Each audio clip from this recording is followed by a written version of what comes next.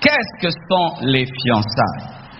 Les fiançailles sont une période de transition.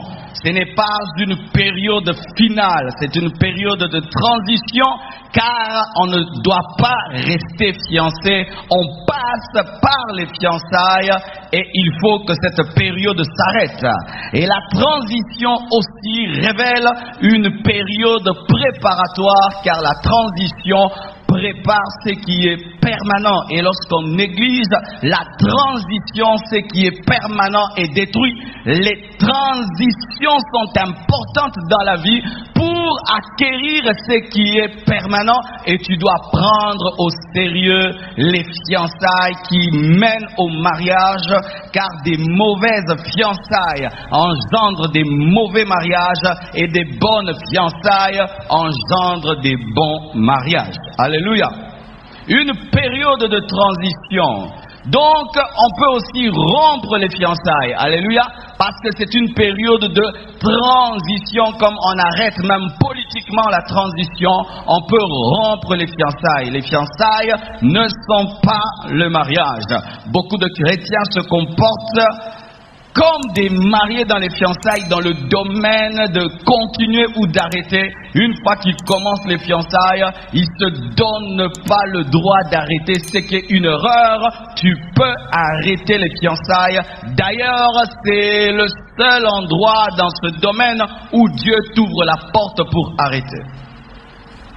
Si Joseph avait rompu avec Marie parce qu'elle avait une grossesse, elle n'aurait pas mal fait. C'est pourquoi même un ange s'est dépêché pour qu'il ne puisse pas utiliser ce qui lui était légitime, car légitimement, un fiancé qui a une fiancée engrossée a le droit de rompre. Mais l'ange vient lui révéler que c'est particulier. C'est pourquoi Joseph était resté. Une période de transition qui relie le célibat du mariage. Quand commencent les fiançailles? Les fiançailles commencent quand les parents des deux familles donnent leur accord. Les fiançailles ne débutent pas quand vous dites je t'aime. Non, non, non, ça ne sont pas les fiançailles, vous vous aimez.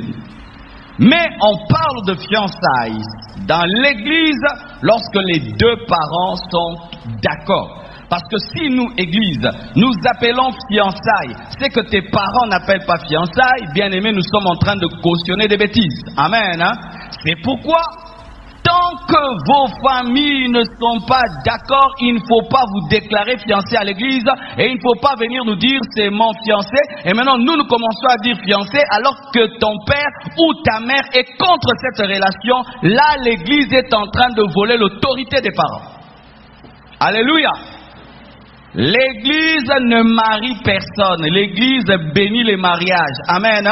Ce sont les familles qui vous marient. Nous venons bénir le mariage accepté par les familles. Donc, si le père de cette fille ou le père de ce garçon n'accepte pas, il n'y a pas encore fiançailles.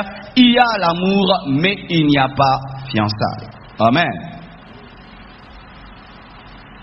Les fiançailles sont importantes car elles permettent à ceux qui veulent se marier de faire connaissance.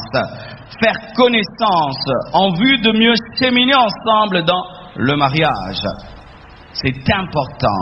C'est pourquoi je n'aime pas trop les mariages de Facebook, les mariages sur les réseaux sociaux, des gens qui s'envoient seulement des photos, qui causent, et puis ne se sont jamais rencontrés, et se rencontrent une semaine avant le mariage, et puis vous vous mariez. C'est très très dangereux, je vous assure, c'est très dangereux, à moins que tu aies une révélation précise de la part de Dieu. Mais sans cela, je t'assure, le 90% des gens qui font une telle chose sont surpris dans le mariage.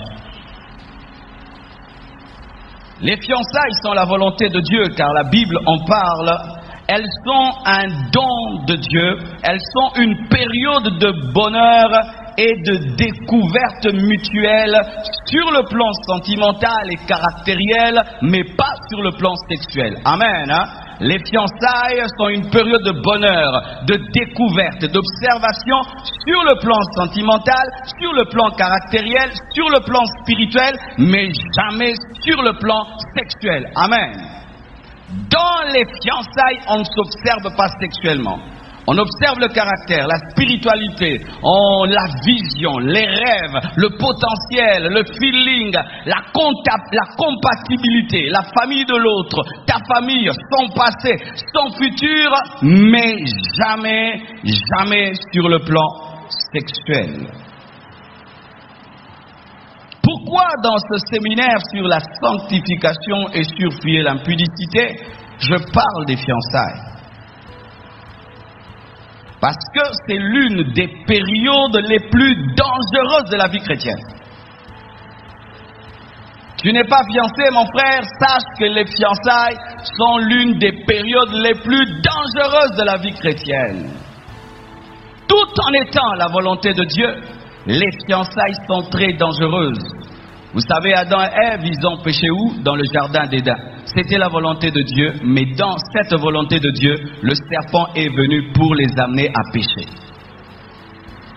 C'est l'une des périodes les plus dangereuses de la vie chrétienne pour une personne qui a toujours marché dans la sainteté, dans la pureté.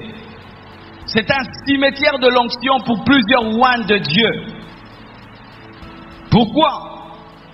Lorsque tu n'es pas fiancé, les personnes de sexe opposé sont loin de toi. Tu les salues et puis c'est tout, vous causez la Bible. Mais là maintenant, dans ta vie chrétienne, tu as le droit maintenant de fréquenter une personne autre, de fréquenter un garçon, de fréquenter une fille. Et même la Bible le permet, l'Église le permet, tes parents le permettent. Tu es dans une période de permission. Alléluia. Ou si on vous voit deux personnes ne dit quoi que ce soit, ils sont fiancés, on peut vous laisser même vous toucher, personne, parce que on vous accorde, la famille vous accorde, l'église vous accorde, c'est une période dangereuse parce que là, tu as maintenant la liberté et tu fréquentes de trop près quelqu'un qui devait être normalement loin. Une période dangereuse. C'est pourquoi beaucoup de gens perdent l'onction dans les fiançailles. Tu vois, avant les fiançailles, il avait l'onction. Dans les fiançailles, il tombe. Il se marie, c'est vrai, il se marie. Mais il se marie sans onction, cimetière fiançailles. L'essentiel, ce n'est pas seulement de se marier. Il faut se marier avec l'onction. Car si tu perds ton onction dans les fiançailles, comment tu vas affronter ta destinée dans le mariage sans onction? Ah, je sens que je dois parler. Oh, gloire à Dieu. Des fois, les gens sont très hypocrites. Vous trichez dans les fiançailles et puis vous perdez l'onction dans les fiançailles. Mais vous faites des beaux mariages, vous êtes bien habillés, des fêtes bien, on vous bénit et tout. Mais vous-même, spirituellement, vous êtes mort. Vous avez péché et repêché.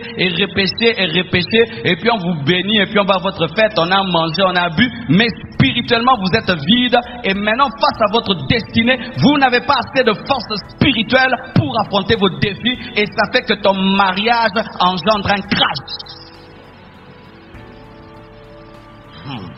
Écoutez ceci, mes frères. Il y a une chose que j'ai décidé dans ma vie, je n'ai pas comme mesure spirituelle les hommes ou la vie des hommes. Ça se passe entre moi et le Saint-Esprit et la parole de Dieu. C'est pourquoi ne sois jamais dans des hypocrisies. Si dans tes fiançailles tu es en train de chuter, de rechuter, la première chose que tu dois rechercher, ce n'est pas la veste, mais l'onction que tu perds et tu dois te repentir et d'arrêter. Sinon tu seras un zombie marié. Oui, zombie marié. Pourri marié. Deux pourris qu'on marie. Ils couchent même ensemble avant. Ils vont se marier samedi, couchent vendredi. Ils couchent même le matin, on va les bénir samedi. Des pourris zombies qui viennent être bénis. Alléluia. Une période très dangereuse. C'est pourquoi il est important d'en parler aujourd'hui. Car Satan est très malin. Satan sait que s'il te dit tombe avec ce frère, tombe avec cette soeur, tu dis non, mais non, c'est l'impudicité. C'est l'impudicité. Il dit ah, alors comment je vais faire? Je vais faire que ce soit son fiancé, sa fiancée. Et puis à force de fréquenter, je vais lui dire mais quand même tu vas l'épouser, Même si vous le faites, tu vas l'épouser, tu l'épouseras. C'est vrai, tu vas l'épouser, mais tu vas l'épouser avec quelle dimension spirituelle? Satan, c'est un malin, c'est un rusé. Il te dit de manger le fruit défendu pour qu'il t'ouvre les yeux. Tu vois, il te montre que le manger, c'est pour ton bien.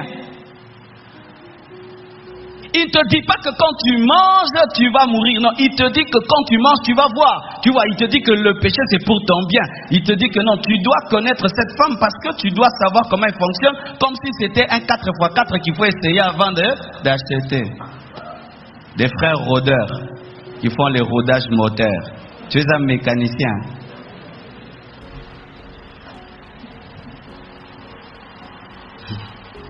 Alléluia. Il est important, mes frères, qu'on en parle, car plusieurs fiançailles ne sont plus des fiançailles, c'est le mariage. Ils font tout comme des mariés. Il leur manque l'alliance. Il y a des fiancés comme ça. Tout comme les mariés. La seule chose qui leur manque, c'est d'habiter ensemble et d'avoir l'alliance. Mais à part l'alliance et d'habiter ensemble, ce sont des mariés. Ils avortent même dans les fiançailles. Et vous dites vraiment, oh non, ces deux fiancés, vraiment, ils craignent Dieu. Vraiment, ils craignent Dieu. 3 ans, il n'y a même pas de grossesse. Ah bon? 30 avortements. 30 avortements. Ah oui, c'est pourquoi moi... C'est vrai, je dis aux femmes, aux hommes de ne pas tomber dans l'impudicité. Mais quelqu'un qui tombe dans l'impudicité dans les fiançailles et attrape une grossesse, mais qui refuse d'enlever la grossesse et accepte la honte, j'honore une telle personne que des gens qui avortent et qui paraissent être purs alors que ce sont des meurtriers.